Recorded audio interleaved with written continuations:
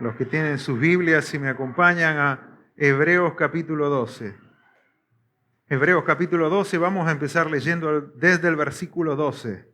Dice así la palabra del Señor: por lo cual levantad las manos caídas y las rodillas paralizadas, y haced sendas derechas para vuestros pies, para que lo cojo no se salga del camino, sino que sea sanado.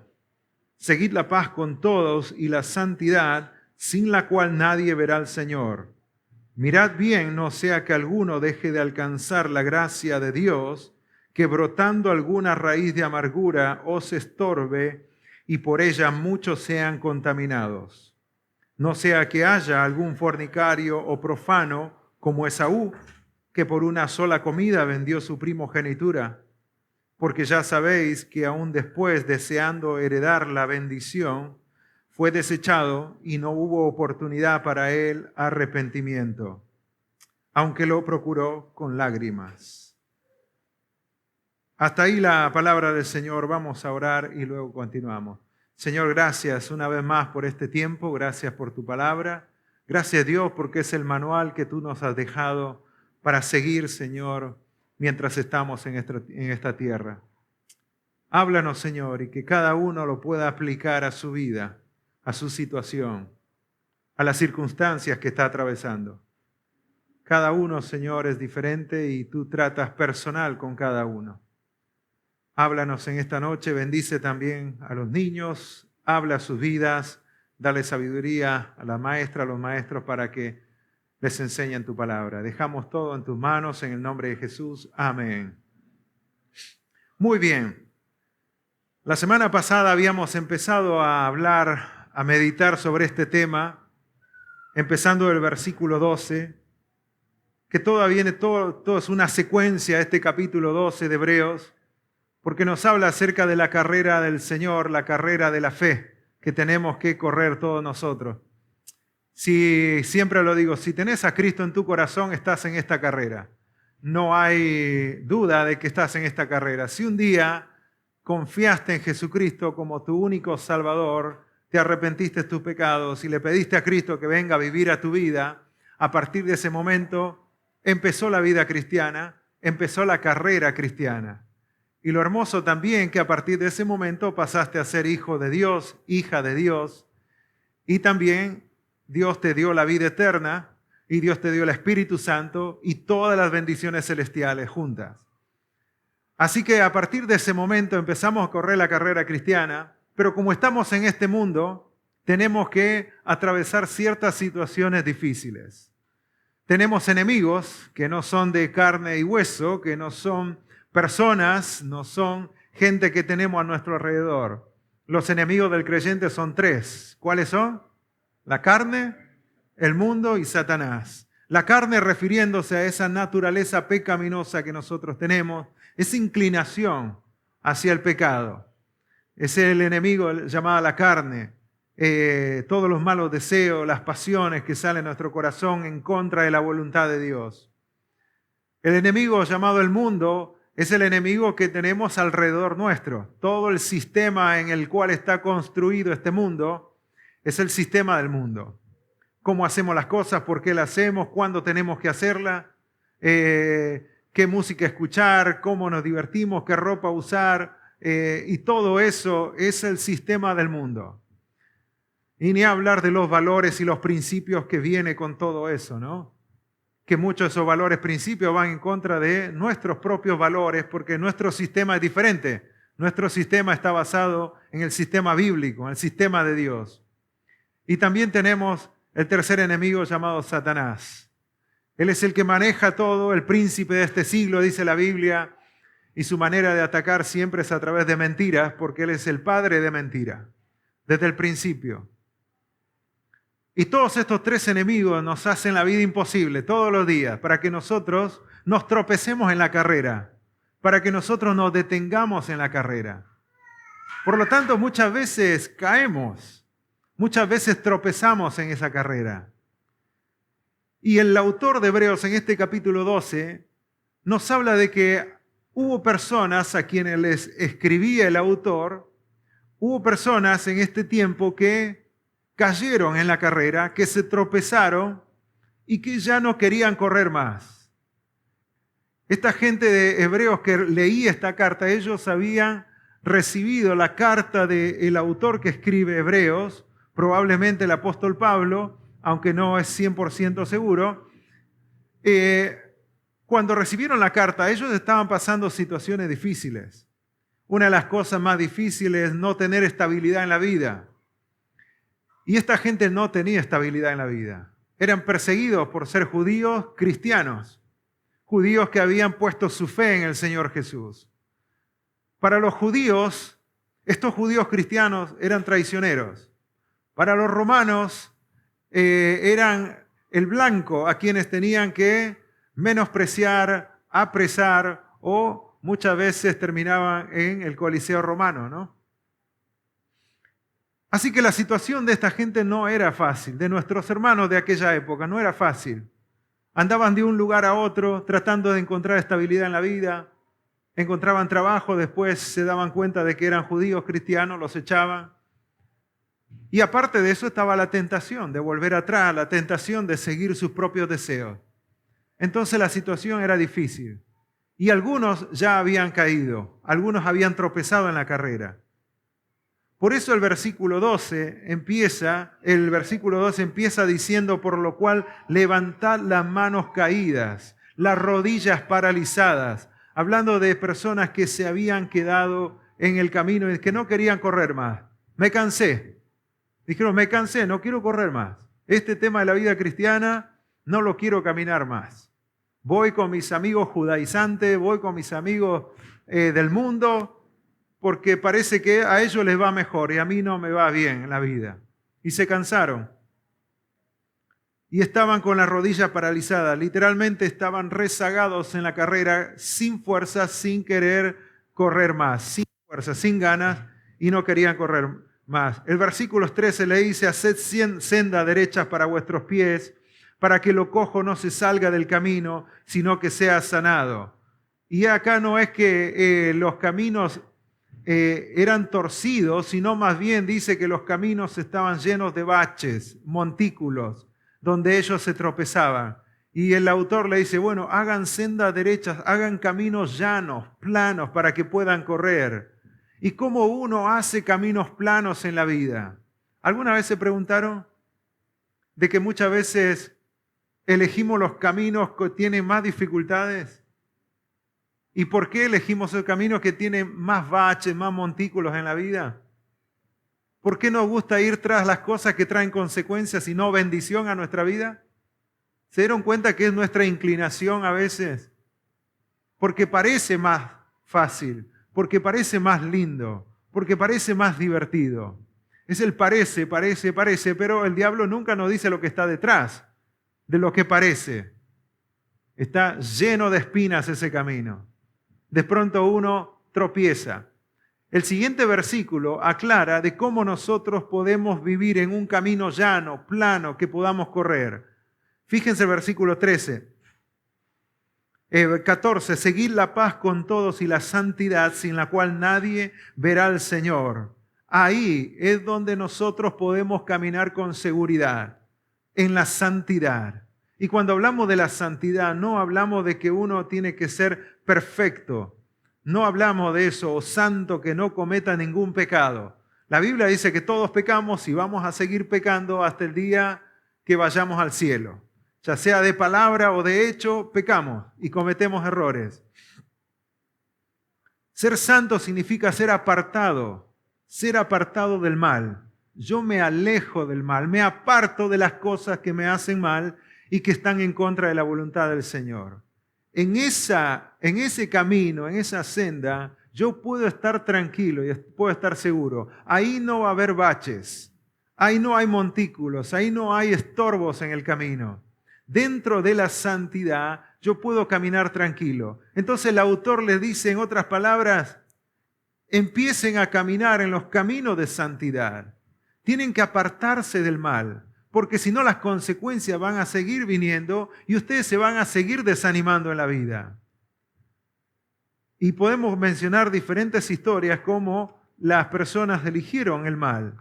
¿Se acuerdan de Caín? Lo habíamos mencionado, el ejemplo Abel y Caín. Antes de que Caín matara a su hermano Abel, ¿quién apareció? Dios. Viene amablemente, le dice, Caín, ¿cómo andás? ¿Estás todo bien, Caín? ¿Está todo tranqui? Y le dice, sí.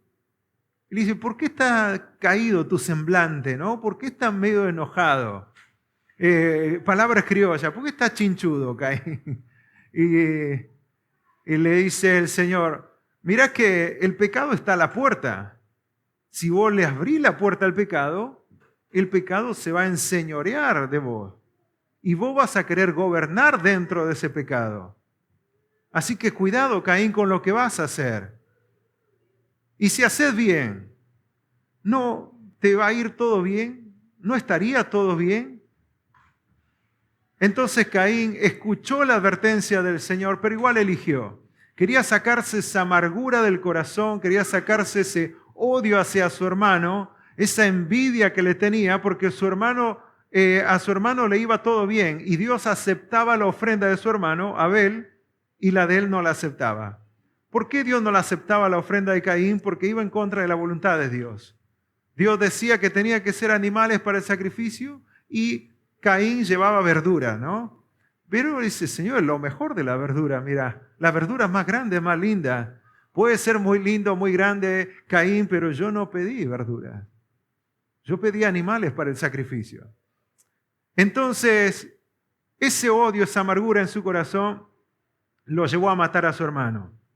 Era mucho más fácil el otro camino, el camino de la santidad. Alejarse del pecado hubiera sido mucho más fácil.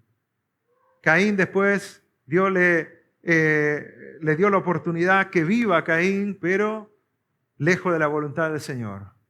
Fuera de la voluntad del Señor, sus familiares nunca volvieron a conocer al Señor. Y a partir de la línea de Abel empieza toda la descendencia de donde viene el Señor Jesús, ¿no? Y podemos seguir hablando más consecuencias acerca de ese ejemplo, pero la idea acá es de que dentro de la santidad nosotros estamos seguros.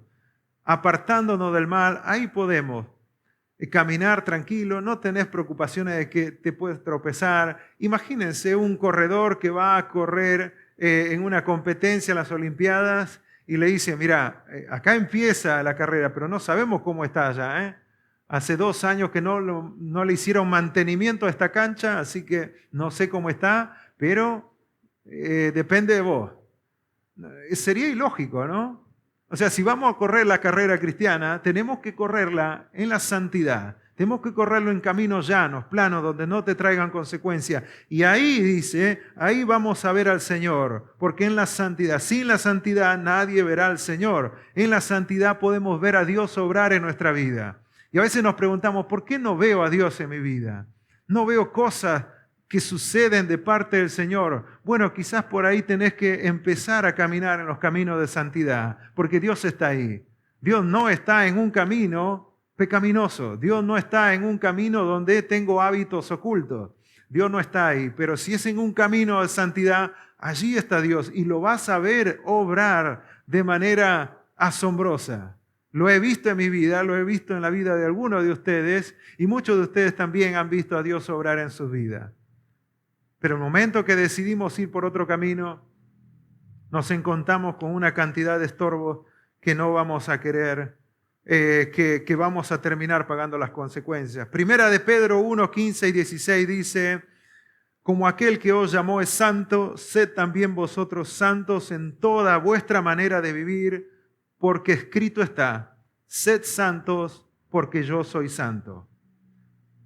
Luego de hablar de los caminos llanos, de animarlos a levantarse y correr en las sendas derechas, llanas, les da una advertencia. Fíjense el versículo 15. Mirad bien, no sea que alguno deje de alcanzar la gracia de Dios, que brotando alguna raíz de amargura os estorbe y por ella muchos sean contaminados. Les advierte, mirad bien, cuidado, ojo con la amargura, porque va a contaminar a muchos y te va a estorbar en la carrera. No importa si no se ve, te va a estorbar en la carrera. Eso es algo de lo que queríamos mencionar la semana pasada, detallarlo un poco y no llegamos con el tiempo, pero la palabra que habíamos visto allí que nos llamaba la atención era de que ¿por qué algunos no van a alcanzar la gracia si es que descubren una raíz de amargura? ¿Por qué no alcanzarían la gracia del Señor? Decíamos que la palabra alcanzar allí no significa que algo tenemos que lograr, obtener algo, sino más bien que te falta algo, faltar, algo que te falta. El profesor Daniel Ubel explica en su libro, comentando en los Hebreos, dice que la palabra alcanzar se refiere a que te puede faltar la gracia de Dios. No la gracia de la salvación, sino la gracia necesaria para soportar las dificultades diarias. En el mundo tendréis aflicción, dijo el Señor Jesús, pero confiad, yo he vencido al mundo. ¿Esa es una promesa de que no vamos a pasar aflicciones? No. Eso es una afirmación de que en el mundo vamos a tener aflicciones. Todo tipo de aflicciones, cualquiera sea el nombre que tenga. Salud, económica, familiar, lo que sea, relaciones interpersonales, pero las aflicciones van a venir. Nosotros tenemos que atravesar las aflicciones. Y para atravesar esas aflicciones necesitamos la gracia de Dios. Por eso Pablo le dice a Timoteo en 2 de Timoteo 2:1, tú pues, hijo mío, esfuérzate en la gracia que es en Cristo Jesús. Esfuérzate, pero en la gracia que es en Cristo Jesús. El mismo Señor Jesús le dijo al apóstol Pablo, bástate mi gracia porque mi poder se perfecciona en la debilidad. Bástate mi gracia porque mi poder se perfecciona en la debilidad. ¿Y saben lo que dijo Pablo? Por tanto, de buena gana me gloriaré más bien en mis debilidades para que repose sobre mí el poder de Cristo. El esforzarnos siempre es en la gracia. El esforzarnos, el trabajar, el hacer algo en la vida cristiana siempre va a ser en la gracia de Dios. Porque su gracia está disponible para nosotros 24 horas al día, todos los días. Su gracia nunca nos falta. No la gracia de la salvación, porque la salvación es un regalo. Yo no la puedo alcanzar. Dios me lo da, pues en su gracia. Es un regalo inmerecido. Pero necesitamos de la gracia diaria de Dios para poder sobrellevar las dificultades. Y uno de los ejemplos que habíamos dado de la gracia era del maná, ¿se acuerdan? El maná era la gracia de Dios para el pueblo de Israel cuando estaba atravesando el desierto. Era la gracia de Dios. Ellos no se merecían el maná, se quejaban todo el tiempo. No necesitaban el maná, por el Señor igual lo sostenía. Pero el Señor les dio el maná. Y de pronto se cansaron del maná y ya no querían más el maná. Y probablemente habrá dicho uno, prefiero hacer ayuno antes que ir otra vez a comer cereales, porque el maná era como un cereal. Acá estaríamos todos de hambre nosotros, ¿no? Con cereales. 20 años comiendo cereales. 40 años estuvieron en el desierto. No sé cuántos años estuvieron con el maná hasta que Dios les dio carne. Querían carne en el desierto. ¿Dónde van a encontrar carne en el desierto? Le pedían carne, el Señor en su gracia le dio más de su gracia y más de su gracia. 40 años y dice que sus sandalias no se desgastaron. Alguno que ya tiene 40 años, más o menos podrá contar cuántos pares de zapatos compró. ¿Cuántos pares de zapatos o sandalias compraste si tenés 40 años en toda tu vida? Bueno, la gente, el pueblo de Israel estuvo en el desierto 40 años, nunca se le desgastó el zapato, nunca se le desgastó la sandalia. La gracia de Dios. Pero la despreciaron en un momento y después vamos a ver cómo también el Señor nos da ese ejemplo de cuidado, no desperdicie la gracia, no deseches la gracia del Señor. Y esta palabra gracia es importante porque esta la necesitamos para las aflicciones. La necesitamos todos los días. El Señor le dijo, Pablo, me encantaría sanarte, pero mi gracia es mejor que la sanidad. porque sé que mi gracia te va a mantener siempre fiel. Y cuando llegues acá serás premiado por todo tu servicio. Pero si te doy la sanidad, quizás te puedes desviar del camino. ¿Qué era mejor? ¿La gracia o la sanidad? Él tenía un problema físico, el apóstol Pablo. Estamos hablando de una persona que resucitó a muertos. El apóstol Pablo tenía mucho poder que venía de parte del Señor, no de él, pero él no se podía sanar a sí mismo. Y él le pidió al Señor. Y el Señor le dijo, Pablo, para vos es mejor mi gracia. Y él dice, bueno, entonces me gloriaré en mis debilidades. Me voy a poner contento entonces con el dolor. Cada vez que me duela la pierna, voy a sonreír, Señor. Y me voy a gloriar. Eso quiere decir, me voy a alegrar, me voy a gozar. No hacemos eso nosotros, ¿no? Apenas tenemos un dolor y empezamos a quejarnos, no venimos a la iglesia. Hermano, ¿por qué no vino a la iglesia? No, porque me dolía la panza. Hermano, pero bueno, vamos, ánimo. El apóstol Pablo, no, es que vengan todos los dolores, yo me voy a gozar. La gracia de Dios. Algunos dice que brotando alguna raíz de amargura os estorba y por ella muchos se han contaminado. No alcanzaron la gracia de Dios porque nació la raíz de amargura. Nació la raíz de amargura. Y acá es donde tenemos que entender de que esto es algo muy peligroso. Porque no es que la gracia le falta porque Dios no le da. La gracia muchas veces nos falta a nosotros porque hay cosas que estorban. Y una de esas cosas que estorban, que disfrutemos de la gracia diaria de Dios, es la amargura. Y la amargura es el único pecado que Dios lo relaciona con una raíz. No hace así con otros grandes pecados que por ahí nosotros lo tenemos, ¿no? Como el orgullo, decimos, bueno, eso es terrible, el egoísmo es terrible, son terribles, todos los pecados son terribles. Pero este es muy sutil, porque no se ve. La amargura es algo que no se ve porque es una raíz, empieza de abajo hacia afuera. Cuando lo ves es porque ya tu corazón está lleno de amargura y empezó a salir hacia afuera y pudiste ver de que realmente había algo generándose en tu interior. La amargura es el pecado más difícil de justificar y el más difícil de diagnosticar, porque la persona con amargura se siente una víctima y tiene argumentos razonables para justificarse ante los hombres y aún ante Dios mismo. Es difícil diagnosticar la amargura porque es una raíz que crece por dentro. Esta palabra amargura aparece como una palabra griega llamada picria. Significa algo punzante, algo que causa un dolor agudo, específicamente un veneno. Así es como lo describe el diccionario, específicamente un veneno.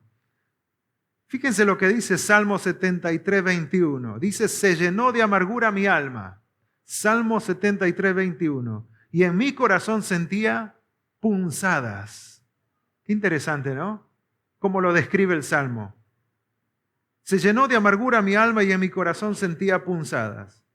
Hechos 8, 23, Pablo le dice, creo que fue a Simón el mago, le dice, porque en hiel de amargura y en prisión de maldad veo que estás. Muchas veces la amargura nace en un corazón que fue herido, un corazón que fue lastimado, en un corazón que pasó por alguna aflicción. Porque las aflicciones las tenemos que pasar, pero nos dejan cicatrices. Y de pronto pasamos por una situación difícil, ya sea una relación interpersonal, ya sea algo económico, ya sea algo de la salud. El apóstol Pablo, por la gracia de Dios, supo cómo atravesar esa aflicción de su salud, pero a veces pasa que no la podemos atravesar como él. Y de pronto nace una amargura. ¿Cómo puede ser que estoy sirviendo al Señor y Él no me quiere sanar? Sano a otras personas y Él no me quiere sanar. ¿Qué tiene contra mí el Señor? Tranquilamente hubiera podido decir eso. ¿Por qué sirvo en la iglesia y nunca me dan las gracias porque sirvo? Nadie se da cuenta que estoy sirviendo. Ayudo en mi casa y mis padres todo el tiempo me regañan, todo el tiempo me retan. Nunca me dan las gracias. Y podemos vivir poniendo excusas, y quizás es real, ¿no? Quizás hay hogares donde no se agradece, ¿no? Donde se da gracia. Cada vez que haces algo te dicen qué es lo que tenés que mejorar. Bueno, decime gracias por lo que hiciste, después decime sí lo que tengo que mejorar. No hay agradecimiento acá. Vara, hay que hacerlo mejor, hay que hacer más. Hay familias donde se manejan así, bueno, pero eso no me da el derecho ni la excusa para decir, bueno, me enojo con la familia. ¿Cuántos chicos salieron de su casa? Quizás algunos de ustedes salieron de su casa enojados en algún momento de su vida. ¿Cuántos jóvenes se volcan a los vicios, la droga, el alcohol, por la amargura? Por eso la amargura es algo muy delicado, porque es una prisión donde vos buscas libertad. Estás tan prisionero que buscar libertad. Y me acuerdo de un chico cuando estaba sirviendo en el campamento en Palabra de Vida, un chico que tenía problemas con la adicción de las drogas. Y le decía, pero ¿qué es lo que te llevó a hacer eso? Y él me contaba todo lo difícil que fue su vida en su casa y realmente era difícil. Y le digo, en un momento charlando, le digo, ¿vos estás enojado con tus padres, con tus familiares? Muy enojado, me dice. Ellos no me dieron todo lo que yo merecía en la vida. Ellos me despreciaron, no me atendieron de chiquito.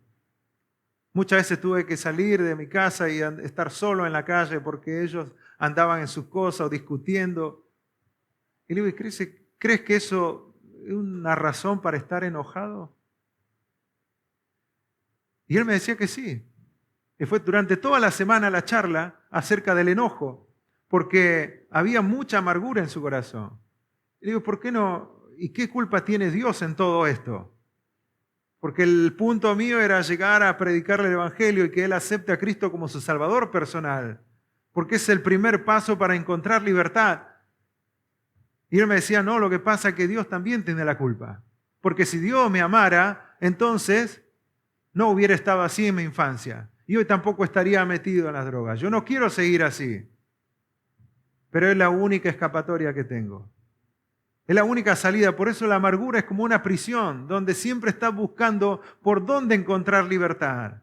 Y muchas veces recurrimos a los vicios, muchas veces recurrimos a las relaciones matrimoniales, muchas veces buscando esa salida, porque estamos enojados, porque no sentimos que nos aprecian, no nos sentimos admirados, amados, y sigue las excusas, sigue. Hay una persona que describió tremendo la descripción de la amargura y escuchen con atención. Aquella persona parece siempre estar mordiendo algo. Su mirada es fija y la violencia está a flor de piel. Parece que le hubieran robado algo. Es como si hubiesen llevado la luz de sus ojos y la sonrisa de sus labios. Todo es siempre disgusto, desgano y apatía. Y un resentimiento que avanza con un mar de lodo que lo llena todo. Lo cubre todo y por dentro frialdad. La amargura hace que todos los logros y los méritos se vuelvan flores marchitas. Hace que el amor tenga sabor a hiel y los sueños se quiebran como una copa de cristal. La amargura sin dudas es una depresión violenta y una necesidad de pelear sin límites y un conflicto que pudo haberse superado, pero que se vuelve un demonio hambriento de sangre que quiere solamente herir y maltratar. A la amargura todo le parece mal y todo lo encuentra difícil. Sin embargo, la amargura se siente a sí misma justificada como si estuviese poseída por la más terrible ceguera espiritual. Y miles de creyentes sufren de esta enfermedad, de la amargura. Puede haber una sonrisa por fuera, pero por dentro hay un remordimiento que en cualquier momento va a salir a la superficie. Esta amargura te puede estorbar en la vida cristiana y te puede estorbar por años. Yo me acuerdo hablar con un hermano en otra iglesia que justo el pastor había tratado el tema del perdón y empezamos a charlar y me dice, por la gracia de Dios yo estoy libre y pude perdonar. Y empezamos a charlar y le digo, ¿cómo fue su experiencia? Y me dice, me acuerdo de muy chiquito cuando mi padre nos abandonó, que la escena fue muy difícil para mí. Él le golpeaba a mi madre. Y yo me acuerdo de muy chiquito cuando ese día fue una pelea muy violenta entre mis padres. Y después él se fue de la casa y nunca más volvió. Y me dice, yo me acuerdo de esa escena. Y a partir de ese momento, yo tenía un resentimiento hacia mi padre que pasaban los años, iba aumentando y aumentando y aumentando. Y un momento no lo quería ver. Incluso oraba a Dios que no lo vea, porque no quería cruzarme con él, no quería hablar con él, menos perdonarlo. Hasta que entendí el perdón de Jesucristo, hasta que entendí el perdón de Dios, cómo Él me perdonó sin que yo lo merezca. Y a partir de ese momento fue un proceso para mí, pero pude entender de que tenía que perdonarlo. Pero ¿sabes a los cuántos años lo perdoné? Me dijo, a los 28 años. Desde los 5 años que me acuerdo de esa escena hasta los 28 años. Ya tenía 10 años de creyente. A los 18 había conocido a Cristo.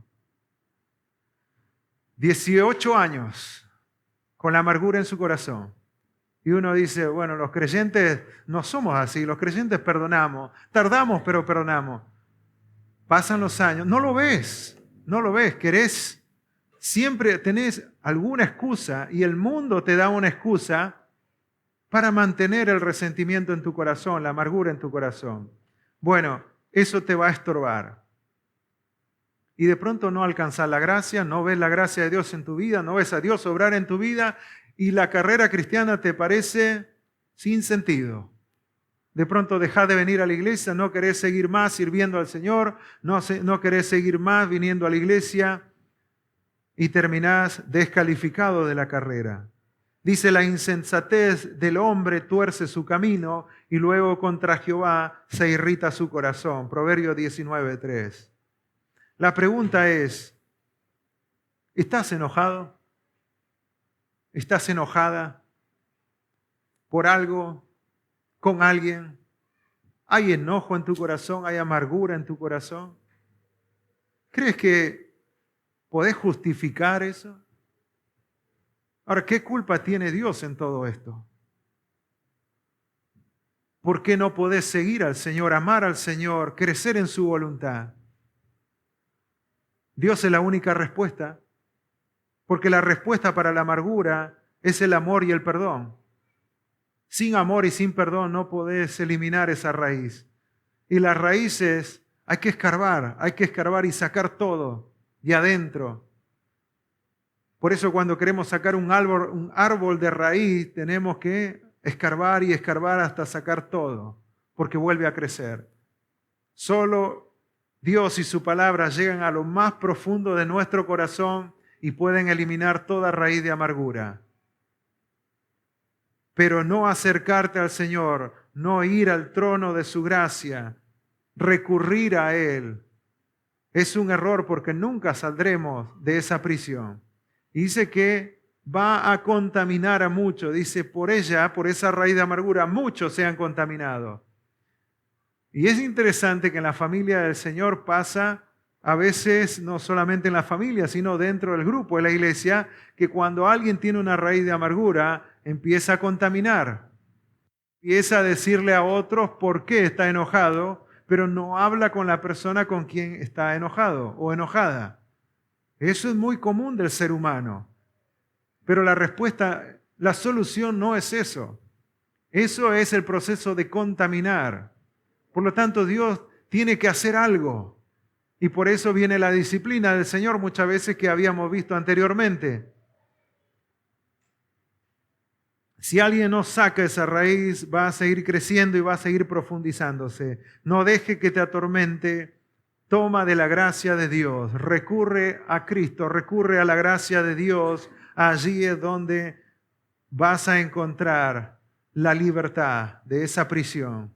Y ese veneno que está dentro tuyo va a dejar de contaminar a los hermanos y a tus familiares. Por eso Efesios 4, 31, 32 dice: quítense de vosotros toda amargura, enojo, ira, gritería, maledicencia y toda malicia. Antes sed buenos unos con otros, misericordiosos. Escuchen, perdonándoos unos a otros, como Dios también os perdonó a vosotros en Cristo. ¿Merecía que Dios te perdonara? Yo no merecía que Dios me perdonara. Si éramos pecadores, éramos enemigos de Dios. O sea, Él no tenía ninguna responsabilidad de perdonarnos, pero Él nos perdonó por amor. Por amor. De gracia fuimos perdonados. De gracia tenés que perdonar. No hay ningún derecho para estar enojado con alguien, para tener una raíz de amargura. No hay derecho delante de Dios. Porque cuando Dios tuvo que perdonarnos, Él nos perdonó a pesar de todo lo malo que nosotros éramos.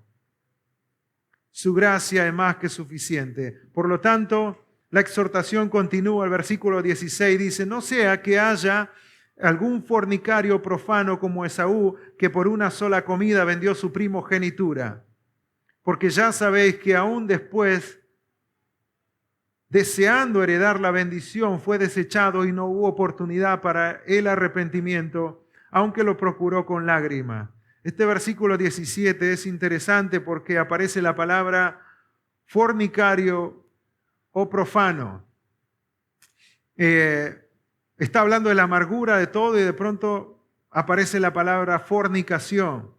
Y acá no tiene nada que ver con la fornicación física, sino más bien con la espiritual del corazón. Y vamos a explicarlo por qué.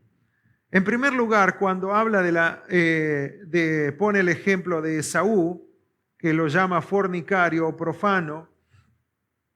Esaú era el hermano mayor de Jacob.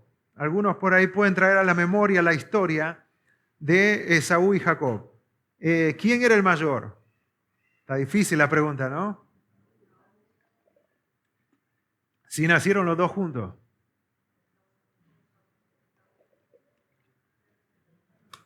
¿Quién salió primero? Esaú. Y dice que Jacob salió pero tomado del tobillo de Esaú. Salieron los dos juntos, pero el primero que salió fue Esaú. Serían mellizos, ¿no? O gemelos. Bueno, mellizos gemelos. Ahí está. Mellizos. Eran mellizos y el mayor era el que recibía la bendición. El mayor era el que recibía la primogenitura. La primogenitura tiene que ver con la preeminencia y la autoridad en el hogar, en la familia y en toda la descendencia. Él tenía la preeminencia y la autoridad. ¿Quién iba a tomar la última decisión? El primogénito. Eso significaba la primogenitura, autoridad, que venía de parte de Dios para el hermano mayor. La bendición para el mayor involucraba prosperidad y una doble porción de la herencia. Había mucho en juego en este nacimiento, pero al final todo era para Esaú, porque él nació primero. Ahora, ¿por qué él termina siendo, como lo describe la Biblia, un profano? Bueno, tenemos que ir al evento que está, vamos a leerlo un poquito. Génesis capítulo 25. Estamos ahí, Génesis capítulo 25, versículo 27. Vamos a leerlo y con este ejemplo terminamos este párrafo. Dice: y crecieron los niños, y Esaú fue diestro en la casa, hombre del campo, pero Jacob era varón quieto, que habitaba en tiendas. Y amó Isaac a Esaú. Isaac era el padre de Esaú y Jacob. Y amó Isaac a Esaú porque comía de su casa. Mas Rebeca amaba a Jacob. Y guisó Jacob un potaje, hizo un guiso, un potaje, y volviendo Esaú del campo cansado, dijo a Jacob: te ruego que me des a comer de ese guiso rojo, pues estoy muy cansado. Por tanto fue llamado su nombre Edom. Y Jacob respondió, véndeme en este día tu primogenitura. Véndeme en este día tu progenitura. Entonces dijo Esaú, he aquí yo me voy a morir. ¿Para qué pues me servirá la primogenitura? Y dijo Jacob, júramelo en este día. Y él le juró y vendió a Jacob su primogenitura. Entonces Jacob dio a Esaú pan y del guisado de las lentejas, y él comió y bebió, y se levantó y se fue. Así menospreció Esaú la primogenitura. Comió, bebió, se levantó y se fue. Así fue el proceso, cómo entregó toda la autoridad, toda la doble porción, toda la preeminencia, toda la prosperidad que iba a venir sobre él. Ahora, uno dice, qué interesante la historia, ¿no? Porque si uno se pone a pensar, es una historia pareciera de dos hermanos, que a uno le gustaba más la casa, iba al campo y cazaba, al otro le gustaba más estar en, ¿cómo se llama? En casa, una tienda era la casa donde estaba, era más quizá de estudiar, de leer, de ayudar en los quehaceres de la casa. Pero acá hay algo que pasa que determina la descendencia de ambos, que determina a quién le llega la bendición y a quién no. La palabra fornicario aquí significa vender y era usado para referirse a una prostituta, alguien que se vende a sí mismo por dinero. Y esa es la palabra que se usa para describir este ejemplo que da el escritor de Hebreos. Describe muy bien a Esaú que se vendió a sí mismo por una sola comida. Y vimos recién la historia cómo él se vendió a sí mismo, porque él era el primogénito, a él le correspondía, pero la vendió. Se entregó por un plato de comida, tan solo por satisfacer una necesidad física. Y entonces ahí viene este ejemplo, dice el versículo 17, porque ya el versículo 16, no sea que haya algún fornicario profano, dice, dentro del grupo. Quiera Dios que no haya ninguno que menosprecie su primogenitura, que menosprecie las bendiciones de Dios tan solo por satisfacer una necesidad física. ¿Ven el concepto, cómo se relaciona todo con este ejemplo? O sea, quiera Dios que no haya ninguno que venda su valor espiritual, la gracia espiritual que está sobre él, tan solo por satisfacer una necesidad física. Profano como Esaú. ¿Qué necesidad tenía de vender su primogenitura? Sus pasiones, sus deseos eran mayores que el valor que tenía la primogenitura y la bendición que estaba sobre él. Todas las bendiciones. Y después él fue a pedir la bendición a su padre. Y Jacob una vez más le arrebató la bendición. Y cuando Esaú llegó, el padre le dijo, bueno, ya le di todo a tu hermano. Jacob siempre engañando, y le engañó al padre de que Jacob era Esaú. Jacob le dijo al padre, yo soy tu hijo Esaú. Mientras que el otro estaba de casa, Jacob va y le pide la bendición al padre, y el padre lo bendice y le dice, bueno, tu descendencia sea como la arena del mar, las estrellas del cielo, y le da toda la bendición. El ejemplo acá es muy claro para nosotros. Quiera Dios que no haya ninguno entre nosotros que por satisfacer una necesidad física, terrenal, desprecie todo lo espiritual. Y esta es la idea de desprecio. O sea, le tengo poco valor a estas cosas. ¿Para qué me va a servir lo espiritual? ¿Para qué voy no sé, para qué lo voy a guardar? La primogenitura, si al final voy a morir. Muchas veces despreciamos las cosas espirituales por satisfacer algo físico, por satisfacer una necesidad. Y la pregunta para nosotros es, ¿qué cosas aprecias más en la vida? ¿Qué cosas aprecias más en la vida? ¿Satisfacer tus necesidades, tus deseos? ¿O la bendición de Dios, la gracia de Dios? Esaú hubiera sido el padre de toda la descendencia de Israel. Esaú, ¿no te das cuenta que de vos tendría que haber venido el pueblo de Israel y no de Jacob, tu hermano? Pero despreciaste todo.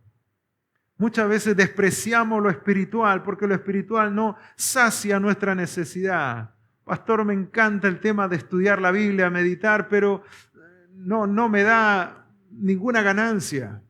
No me da dinero esto. Así que voy a meditar un poquito nada más y después dedicarme a hacer las cosas de la vida, porque ahí es donde encuentro el dinero para vivir. El Señor Jesús le dijo a Marta y a María, ¿se acuerdan? Marta, andás afanada, preocupada, turbada por tantos quehaceres en la vida. Pero María, tu hermana, ha elegido la mejor parte, pues está escuchando mis enseñanzas.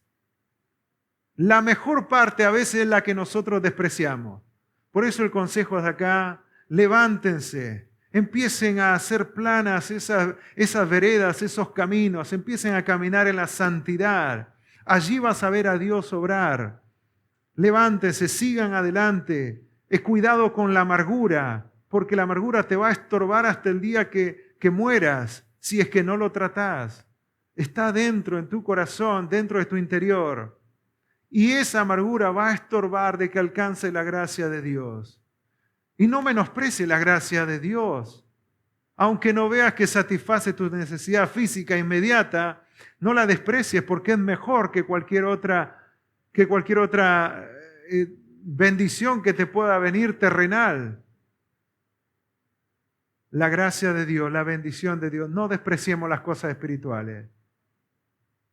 Enfoquémonos en lo espiritual. Uno dice, no, pero necesito el dinero, necesito hacer esto. Lo espiritual es mejor. Lo espiritual es mejor. Es la única forma como llegar a esa sanidad del corazón para que Dios pueda sacar todas esas raíces que hay en nuestro corazón. Lo espiritual. Y siempre hago énfasis, iglesia, pongamos lo espiritual en primer lugar, no lo despreciemos, porque después dice el capítulo 12, el versículo 17, dice, ya sabéis que aún después deseando heredar la bendición fue desechado y no hubo oportunidad para el arrepentimiento, aunque lo procuró con lágrimas. Cuando él vio que su padre le había dado toda la bendición a Jacob, lloró amargamente y juró matar a su hermano. 21 años después se encontró con su hermano Jacob y sus intenciones de matarlo seguían siendo las mismas. 21 años después todavía quería matar a su hermano. Jacob, como siempre, haciendo alguna estrategia, quiso apaciguar la ira de su hermano. Por la gracia de Dios, logró apaciguar la ira y pudieron reconciliarse. 21 años viviendo con la amargura. Amargamente lloraba por la bendición, pero Esaú la desperdiciaste, la menospreciaste, Esaú, le pusiste más valor a las necesidades físicas, terrenales e inmediatas que a la bendición de Dios. Iglesia, no despreciemos lo espiritual, la bendición de Dios. Amén.